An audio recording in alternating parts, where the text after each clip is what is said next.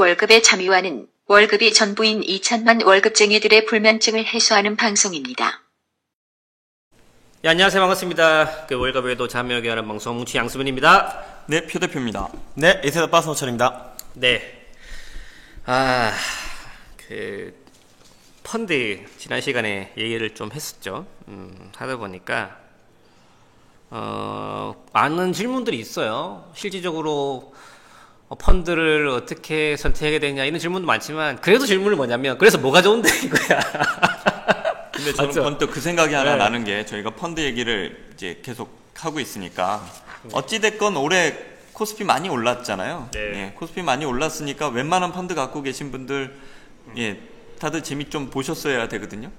재미들 보고 계신가? 뭐 이런 생각이 불현듯 들더라고요. 근데 재미 보려면 재미 없을 때 사두셨어야 되는데 지금 뭐 주식 해야 되냐, 펀드 해야 되냐 이런 얘기 하시는 것보다 이 경험을 토대로 예, 재미없을 때 사둬서 나중에 재미있어졌을 때 이익 챙겨야지 이런 마인드를 한번 세팅해 보시는 건 어떨까 이런 생각이 듭니다. 펀드 관련돼서 최근에 재밌는 기사가 하나 있는데요. 이 기사 내용을 보면서 우리가 어떤 좀 팁을 좀 얻을 수 있을지 한번 고민해 보도록 하겠습니다. 펀드 10년 정쟁 85%, 22%. 이게 뭘까요? 특이한 숫자네요. 네. 뭐 수익률 같기도 하고 뭐 그렇네요. 차이가 많이 나죠? 그러니까 85대 15가 아니고 22여서 지금 멘붕이 왔어요. 네, 그래서 약 한 3, 4배 정도 차이가 나는데요. 이제 이게 뭐냐면, 이제 우리 지금 현존하는 이제 전설의 투자자, 버크셔 해서웨이 회장, 우리 투자의 기재, 오렌 버핏이 운영하는, 이 펀드에 대한 것과, 그리고, 오렌 버핏 말고, 다른 이제 쉽게 말하면 펀드 매니저들, 이 펀드 매니저들과의 어떤 시합을 한번 했었어. 내기를 한번 했었는데 그 내기에 대한 결과를 지금 현재 얘기 나누고 있습니다. 그 어떤 내용인지 한번 보면 약 10년 전에 2006년도에 이런 일이 있었어요. 오렌 버핏이 이런 얘기를 했거든요. 많은 똑똑한 사람이 해치펀드를 운영하고 있지만 실질적으로 그들의 지능이 그 투자자에게 받아가는 수수료 수준은 안 될 거다. 어찌 보면 이게 참 그 펀드 매니저 입장에서는 굉장히 이게 상처받는 얘기죠. 그래서 내기를 했어요. 시장 한번 붙어보자. 붙어보자 이렇게 내기를 한 거예요. 그래서 향후 10년 동안 실질적으로 내기를 했습니다. 그래서 그 오렌 버핏은 대표적인 미국 지수 S&P 지수를 따라가는 인덱스 펀드를 선택을 했고요. 그 다음에 이 헤지 펀드 이런 그 펀드 매니저 대표격인 이 프로스티지 파트너스는 5개 헤지 펀드를 선택했습니다. 결과는 어떻게 됐을까요? 이 결과가 지금 보시는 화면처럼 수익률이 85대 85%대 22%. 결과가 이렇게 나타난 겁니다. 어디가 이긴 거죠? 뭐 뻔하죠. 그렇죠. 네. 네. 오렌 버핏 선택한 이제 인덱스 펀드가 압도적으로 이기고 있는데 이제 아마 이제 똑똑한 사람들이 운용하는 헤지 펀드가 당연히 수익률이 좋지 않겠어라는 생각을 완전히 이제 바꿔놓은 건데 이게 연평균 수익률로 바꿔보니까 연 5%씩 막 차이가 나는 거예요. 그러니까 연 5%씩 기수도 못 따라가게끔 이렇게 하고 있는데 이 이유가 뭘지에 대해서 청취자 여러분들께서 좀 명심하셨으면 좀 좋으실 것 같아요. 그럼 재밌는 게 한국판 펀드 대결도 한번 해봤어요. 야, 이게 미국 사례인데 한국도 한번 뽑아보자. 그래서 과거 10년 동안 실질적으로 한국 인덱스 펀드와 한국 액티브 주식형 펀드들을 비교를 해봤습니다. 비교를 해보니까 실질적으로 차이가 났는데 아니나 다를까 또 인덱스 펀드가 승리를 했습니다. 물론 그 차이는 미국 사례보다는 적지만 실질적으로 인덱스 펀드가 비용을 적게 준 분들 불구하고 수익률이 훨씬 더 좋았다. 여기서 답이 나오죠. 뭐 하면 됩니까? 답이 나오죠 이제. 자, 그러면 왜 그러지에 대해서 우리 같이 한번 얘기 한번 나눠보도록 하죠. 왜 그렇습니까 이게? 이게 어떻게 보면 이제 수수료 때문에 그런 건데요. 근데 한 가지 제가 좀 보완을 드릴게요. 그 기사를 보면 인덱스가 이제 액티브 펀드에 비해서 이제 조금 뭐 어느 정도 이제 얼마 정도 되나요? 어쨌든 한 6% 정도 이렇게 차이가 난다고 돼 있는데 이거는 좀 그 기사가 약간 오류가 있습니다. 네. 이거는 생존 편향이 좀 이렇게 제외되지 않은 거거든요. 그러니까 이건 그냥 살아있는 펀드들하고 인덱스를 비교한 거예요. 그렇지. 그러니까 없어지는 펀드들도 있잖아요. 그렇지. 그거를 같이 비교한 논문들을 살펴보면 제가 그 대한 경영학회지에 있는 2008년도에 이제 나온 좀 된 논문이긴 하죠. 이걸 보니까 우리나라의 경우에도 인덱스가 연평균 한 3% 이기더라고요. 이런 것들을 봤을 때 어쨌든 인덱스가 액티브 펀드를 이기고 있는데 그 이유는 절대적인 게 바로 1번의 이제 비용에 대한 차이로 볼 수밖에 없는 거죠. 실제 이 워렌 버핏하고 헤지펀드라고 했을 때도 이 기사가 하는 내용이 왜 연평균 5% 정도 차이가 났냐. 제가 봤을 땐 두 가지 정도인데 1번 이거는 헤지펀드의 연평균 3% 수익률이 반영이 되다 보니까 결국 이제 문제가 된 거였고 또 하나의 문제가 뭐냐. 지수는 주식이 100%잖아요. 네.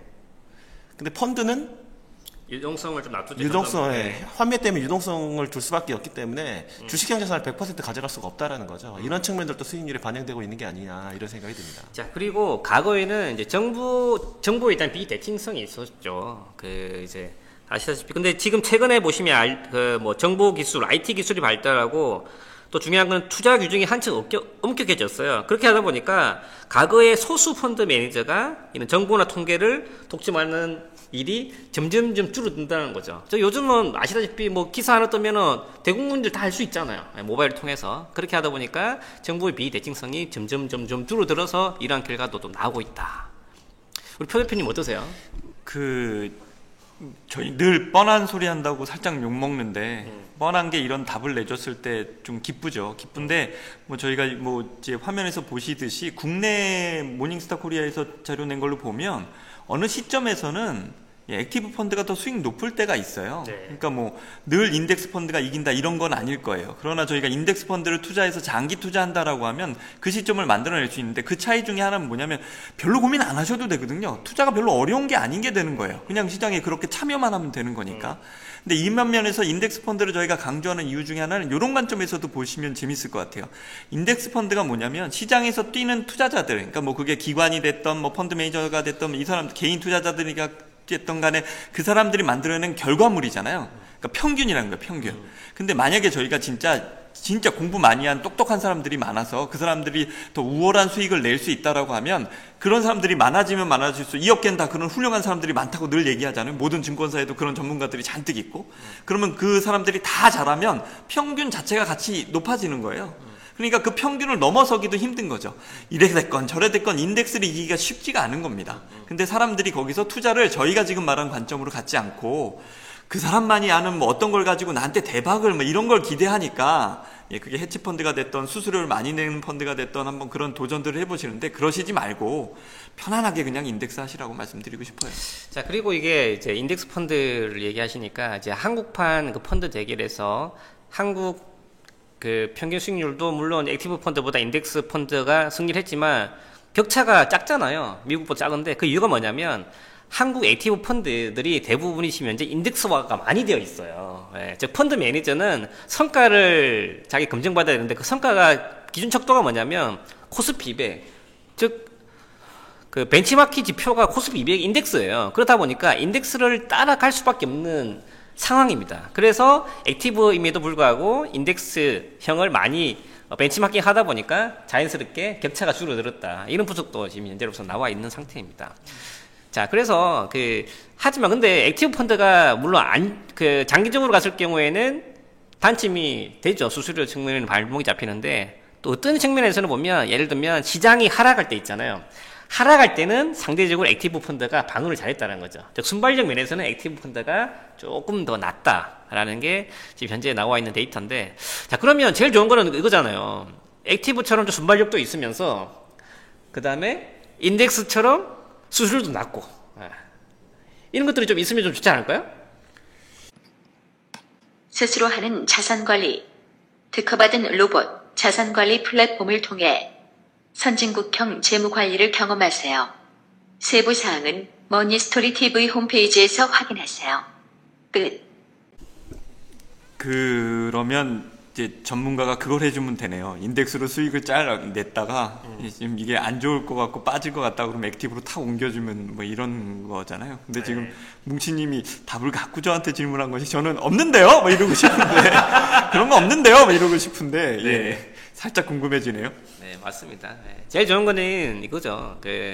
비용을 저렴하게 가져가면서 요즘 또 이제 AI라든지 이런 그 빅데이터 분석이라든지 이런 여러 가지 좋은 그 투자 환경 툴이 있습니다. 예, 그래서 그런 부분들을 좀 접목시키다 보면 조금 더 나은 결과가 나오지 않을까를 이제 희망하는 거죠. 근데 현실적으로는 아직까지는 쉽지 않은 게 현실인 거고요. 그 얘기 하나 드리고 싶어요. 한참 2006년부터 뭐 우리나라 이제 적립펀드가 한참 유행을 하고 이럴 때 그 몇 개 이제 운용사에서 인덱스 펀드를 내놨거든요. 그리고 거기에 이제 파생자가 살짝 붙었어요. 그래서 이유는 파생을 조금 넣어서 인덱스긴 한데 파생을 조금 넣어서 아까 말씀하신 기준치인 코스피 200보다 더 우월한 성적을 내겠다라는 게 이제 추구하는 목표였거든요. 근데 근가는 거의 인덱스예요. 근데 수수료가 거의 액티브 펀드랑 비슷하게 막 나와버렸어요. 네. 그러니까 그만큼 저희가 어떻게 보면 우매했다, 막 이런 지금이면 인덱스를 그렇게 살 리가 전혀 없는 거죠. 근데 지금 한번 인덱스 펀드들 찾아보시면 저희가 지난 시간에 수수료 얘기하면서 뭐 중소형주 펀드 뭐 이런 것들은 이제 펀드 매니저의 역량이 많이 들어가는 그런 상품이니까 뭐 1점 몇 %대 뭐 이런 것들 봤지만 0.4%짜리 인덱스 펀드 뭐 이런 것들 되게 많거든요. 그러니까 제자리 찾아간 상황이에요. 그러니까 훨씬 더 이제 그런 인덱스를 위주로 한 투자하셔야 될 때가 됐다라고 보죠. 방금 얘기 포인트를 정말 잘 짚어주셨는데 우리가 인덱스 펀드가 좋다라고 얘기하는 부분들 중에 가장 큰 게 어떻게 보면 수수료잖아요. 근데 보면 두 가지 측면이 있다고 봅니다. 인덱스 펀드 선택할 때도 첫 번째는 정말 이 인덱스 펀드가 제대로 지수를 추정하고 있느냐가 1번이고 두 번째가 수수료인데요.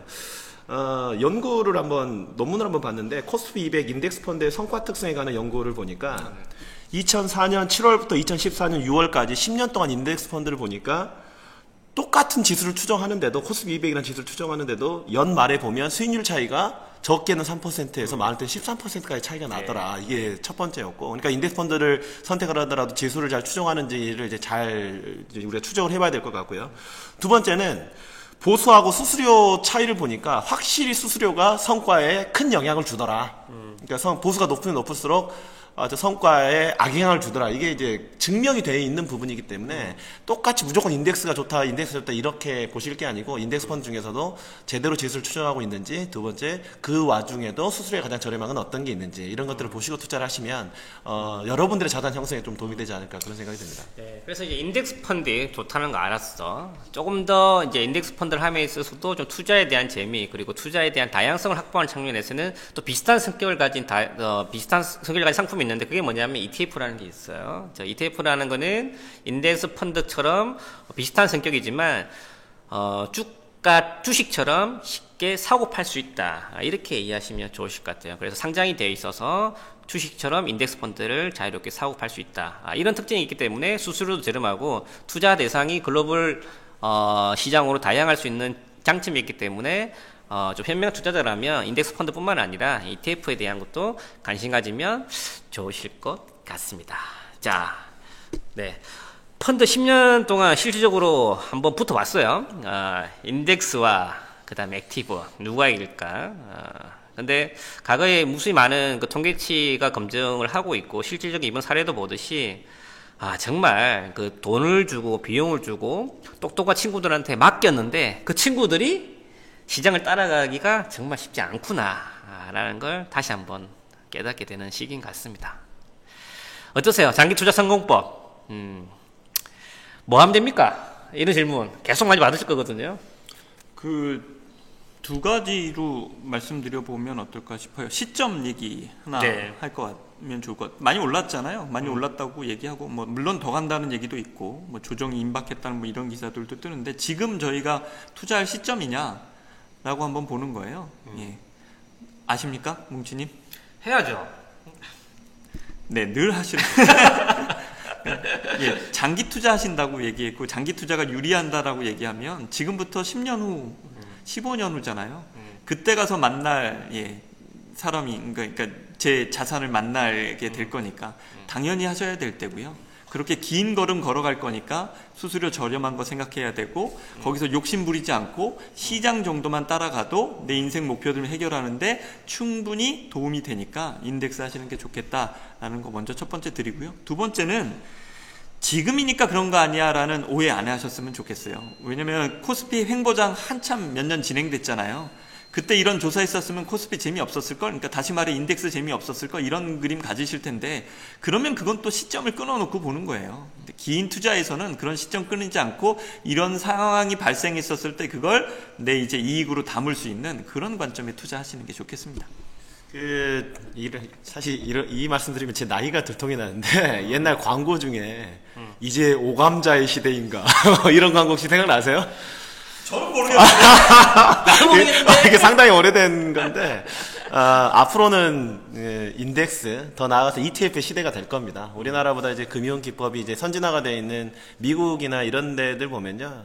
우리나라보다 뭐 로보 어드바이저니 뭐니 해서 이런 회사들이 있는데 이런 회사들이 주로 하는 방법들이 수수료가 가장 싼 ETF를 배분해서 고객분들한테 제공하는 이런 서비스거든요. 그래서 우리나라도 이제 지속적으로 액티브하게 운영돼서 수수료를 많이 부담하는 것보다도 인덱스나 ETF를 잘 활용해서 수수료를 낮추면서 자산을 증식시키는 이런 포트폴리오 제공하는 게 대세가 될 거니까 여기에 대한 관심은 좀 가지시고 보시면 좋겠다 이렇게 좀 조언을 드리고 싶습니다. 네. 자, 장기 투자를 함에 있어서 성공법 심플하죠. 인덱스 펀드가 유리하다라는 게 명확한 지금 결과치인 것 같고요. 더 이상 이제 금융권도 수수료 따먹게 하는 시대는 끝난 것 같아요. 수수료 가지고 뭐 운영비 내고 돈 벌는 시대는 끝난 것 같고요. 그래서 지금 분위기가 보면 점점 이런 인덱스와 그다음에 ETF 시대로 이제 넘어오고 있는 거는 사실인 것 같습니다. 그래서 되도록이면 이제 청취자 여러분들도 이제 금융 상품을 선택함에 있어서 되도록이면 보수가 적은 상품들 위주로 좀 선택을 하시고 대신에 제대로 된 금융 자문을 받을 수 있는 이런 뭐 기관이라든지 컨설턴트를 선택하는 게 좀 더 현명한 선택이 되지 않을까 이런 생각을 가지고 있습니다. 네, 마지막으로 하나 말씀드리면요. 최근에 이제 어떤 은행에서 하는 걸 보면 그 수수료, 그러니까 신탁 계좌를 만들어 놓고 수수료가 싸다는 이유로 ETF를 이렇게 편입을 한 다음에 이걸 한 달에 200%, 300% 회전을 시키는 경우들이 있더라고요. 그래. 그러니까 수수료를 이렇게 싸게 한다는 명목으로 거래 비용을 엄청나게 증가시키는. 근데 이제 이게 내가 원하는 방향대로 가지 않았을 때는 엄청난 리스크 요인이 있는 그렇죠. 부분들이 있기 때문에 혹시 그런 형태로 이렇게 행하고 있는 계신 분들이 있으시면 이런 위험성에 대해서 충분히 인지를 하시고 나서 좀 접근하실 필요가 있다 이렇게 말씀드리고 싶습니다. 자, 장기 투자에서 수수료가 중요합니다. 장기 투자하면서 인덱스 펀드가 유리하다. 자, 마무리 짓도록 하겠습니다. 감사합니다. 감사합니다. 감사합니다.